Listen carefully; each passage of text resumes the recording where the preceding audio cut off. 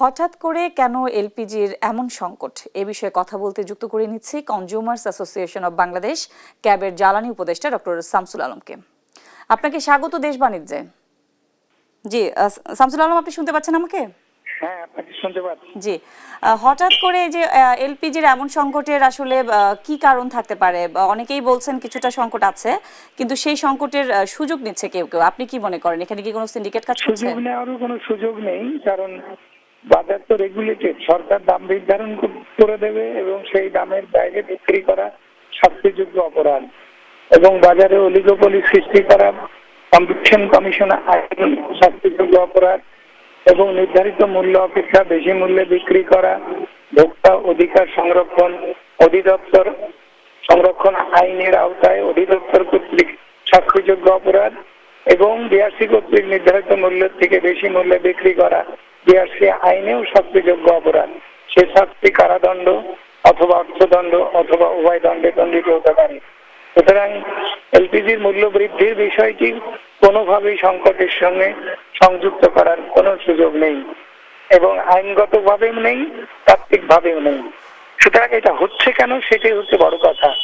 সে বিষয়ের জন্য সরকারের প্রশাসনিক যোগ্যতা, অজ্ঞতা এবং অদক্ষতায় দায়ী। সরকারের যে তিনটা প্রশাসনিক কর্তৃপক্ষ রয়ে গেছে, একটা জ্বালানি মন্ত্রণালয়ের আওতাধীন বিআরসি অসাধু ব্যবসাকে নিয়ন্ত্রণ করা এবং ভোক্তা অধিকার সুরক্ষিত করা তার দায়িত্ব। এখানে যে সুশাসনের বিপর্যয় ঘটেছে, বিআরসির এই এলপিজি বাজারের উপরে নিয়ন্ত্রণ না থাকা বা নিয়ন্ত্রণ না করার কারণে এটা বিআরসির অপরাধ হিসেবে গণ্য হবে, এবং বিআরসির এই অপরাধের দায়ে বিআরসিকে সরকার অপসারণ পর্যন্ত করার স্কোপ বা সুযোগ সৃষ্টি হয়ে যাচ্ছে। আমরা কিন্তু দেখছি যে সংকটটা আসলে বেশ লম্বা সময় ধরেই চলছে।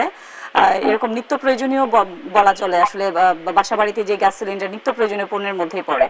তো সংকট কাটাতে আমরা দেখছি ব্যবসায়ীরা আমদানি করতে চাচ্ছে, সেই অনুমতি আসলে দেয়া হচ্ছে। প্রশ্ন হচ্ছে ব্যবসায়ী আমদানি করতে চাচ্ছে কি চাচ্ছে না, অনুমতি দিচ্ছে কি দিচ্ছে না, সেই প্রশ্নটি ভাবার আগে সরকারের সবসময় আমদানিকারকদের উপরে বা ব্যক্তি খাতের উপরে বা ব্যবসায়ীদের উপরে শতভাগই এলপিজি আমদানি ছেড়ে দেওয়া সমীচীন হয়নি, এবং সরকার এই আমদানি বাজার তাদের দ্বারা জিম্মি হয়ে গেছে, এবং সরকারের নিজের কোম্পানি যে এলপিজি কোম্পানি রয়েছে, এবং সরকার নিজে অন্তত 50% এলপিজি আমদানি নিজের নিয়ন্ত্রণে রেখে, নিজের মালিকানায় রেখে যদি আজকে বাজারের উপরে নিয়ন্ত্রণ রাখতো, তাহলে বাজারে সরবরাহ সংকটও ঘটতো না, এবং মূল্য বৃদ্ধির তো আইনগত বা কোনোভাবে সুযোগ ছিল না। কিন্তু সরকার তার এই পলিসিগত সিদ্ধান্ত নিতে আজকে ব্যর্থতা আজকের এই সংকটের বড় কারণ।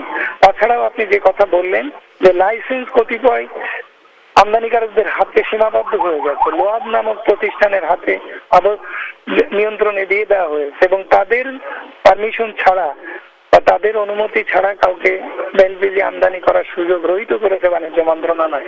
বাণিজ্য মন্ত্রণালয়ের এই ধরনের আইন বহির্ভূত কার্যক্রম এবং ভোক্তা মৌলিক অধিকারের পরিপন্থী কার্যক্রম করাটা এটা এক ধরনের বলতে পারেন এই সংকট সৃষ্টির মৌলিক কারণ হিসেবে কাজ করছে। বলা হচ্ছে রমজান মাসে আসলে এই সংকটটা থাকবে, আমদানি করতে অবাধ সুযোগ তৈরি করে দেওয়া দরকার ছিল, এবং দেশি বিদেশি আমদানিকারকদের সুযোগ যদি দেওয়া হতো, তাহলে আজকে কতিপয় ইচ্ছা অনিচ্ছার উপরে কতিপয় ব্যবসায়ী আমদানিকারক ব্যবসায়ীর হাতে এলপিজি ব্যবসা জিম্মি হতে পারতো না। এটা বিশেষভাবে বলিদান দিচ্ছে। তাছাড়া আমি আপনি পরীক্ষা দিয়ে পাশ করে এসেছি, সেই পরীক্ষার হলে নজরদারি বা গার্ড দেওয়ার দায়িত্ব ছিল আমাদের শিক্ষকদের বা ইউনিভার্সিটি কর্তৃপক্ষের বা স্কুল কলেজের কর্তৃপক্ষের।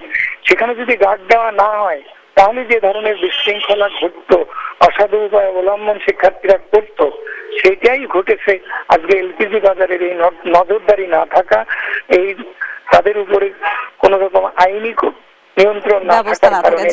আসলে এই সংকট কাটাতে আসলে করণীয় কি, এই বিষয়ে আপনি একদম ছোট করে যদি একটা সাজেশন দেন। করণীয় বিষয় একটাই, এখন এই মুহূর্তে সরকার তার নিজের কোম্পানি দ্বারা জরুরি ভিত্তিতে আমদানি করার ঘোষণা এই মুহূর্তে সরকার কাল বিলম্বনা না করে দিক, আর দ্বিতীয়ত যে আমদানি করার সুযোগ সব ব্যবসায়ীদের হাতে ছেড়ে দিক, উন্মুক্ত করে দিক, দেশি ব্যবসায়ীদেরকে লাইসেন্স দিয়ে দিক। জি, নিশ্চয়ই সংকট কেটে যাবে। আপনাকে অসংখ্য ধন্যবাদ আমাদের সাথে যুক্ত হওয়ার জন্য।